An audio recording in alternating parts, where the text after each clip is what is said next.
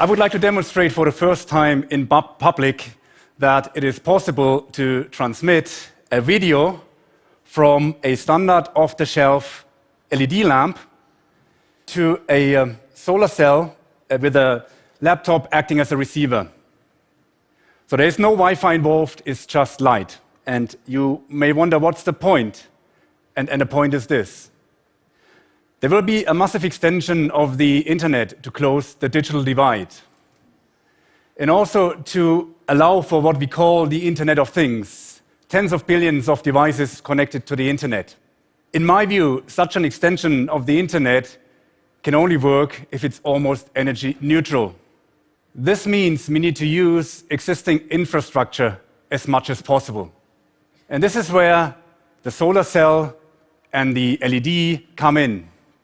I demonstrated for the first time in TED 2011 Li-Fi or light fidelity.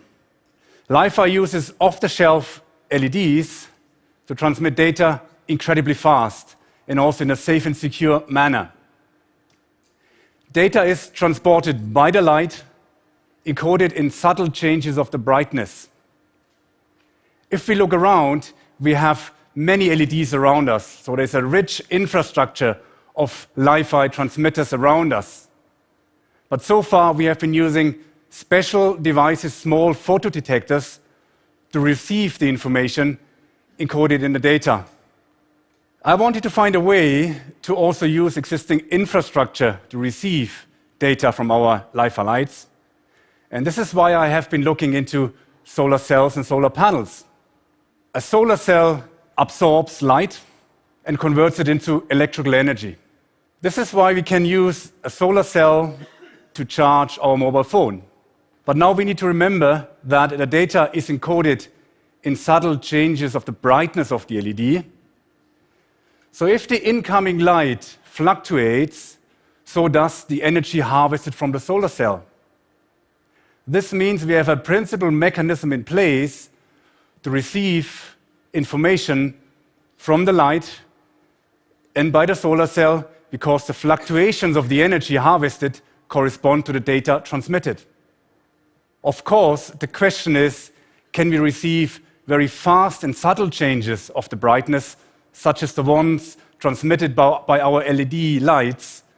And the answer to that is yes, we can. We have shown in the lab that we can receive up to 50 megabit per second from a standard off-the-shelf solar cell. And this is faster than most broadband connections these days. Now, let me show you in practice. In this box is a standard off-the-shelf LED lamp. This is a standard off-the-shelf solar cell. It is connected to the laptop. And also we have an instrument here to visualize the energy we harvest from the solar cell. And this instrument shows something at the moment. This is because the solar cell already harvests light from the ambient light. Now, what I would like to do first is switch on the light, and I simply only switch on the light at the moment. And what you notice is that the instrument jumps to the right. So the solar cell at the moment is harvesting energy from this artificial light source. If I turn it on, off, we see that it drops and turn it on, so we harvest energy with the solar cell. But next, I would like to activate the streaming of the video. And I've done this by pressing this button. So now, this LED lamp here is streaming a video by changing the brightness of the LED in a very subtle way, and in a way that you can't recognize with your eye because the changes are too fast to recognize. But in order to prove the point, I can block the light of the solar cell. So first you notice the energy harvesting drops and the video stops as well. If I remove the blockage, the video will restart. And I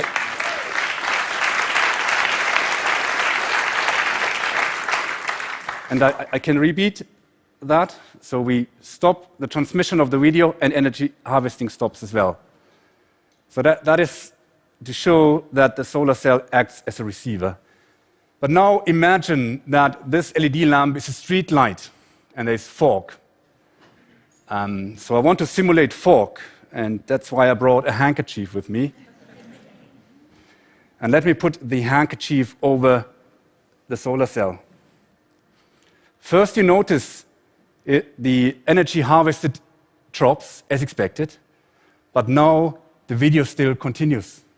This means, despite that blockage, there's sufficient light coming through the handkerchief to the solar cell so that the solar cell is able to decode and stream that information, in that case, a high-definition video. What's really important here is that a solar cell has become a receiver for high-speed wireless signals encoded in light, while it maintains its primary function as an energy harvesting device. That's why it is possible to use existing solar cells on the roof of a hut to act as a broadband receiver from a laser station on a close-by hill or indeed lamppost. And it really doesn't matter where the beam hits the solar cell. And the same is true for translucent solar cells integrated into windows, solar cells integrated into street furniture, or indeed solar cells integrated into these billions of devices that will form the Internet of Things, because simply we don't want to charge these devices regularly, or worse, replace the batteries every few months. As I said to you, this is the first time I've shown this in public. It's very much a lab demonstration, a prototype, but my team and I are confident that we can take this to market within the next 2 to 3 years, and we hope we will be able to contribute to closing the digital divide and also contribute to connecting all these billions of devices to the internet, and all of this without causing a massive explosion of energy consumption.